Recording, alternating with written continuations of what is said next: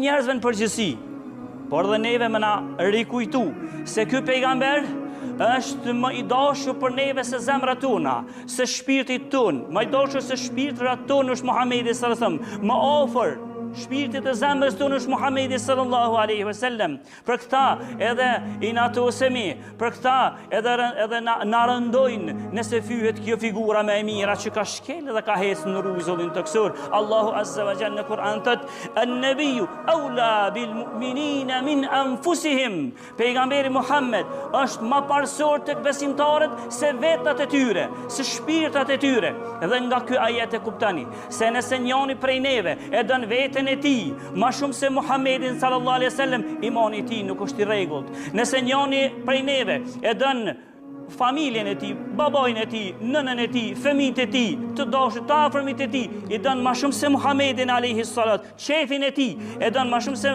Muhamedin sallallahu alaihi wasallam, imani i tij nuk është në rregull. Me bomës me dosh hiç mo, s'ka iman hiç pasaj ai njeri.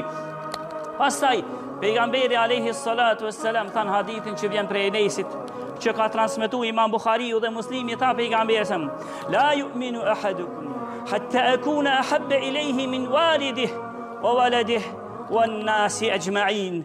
Tha pejgamberi, dine se s'ka besu kërkush për juve, deri kur s'ka besu kërkush për juve, derisa une ti jam tek ai më i dashur se baboi i tij, se fëmijët e tij dhe se njerëzit krejt.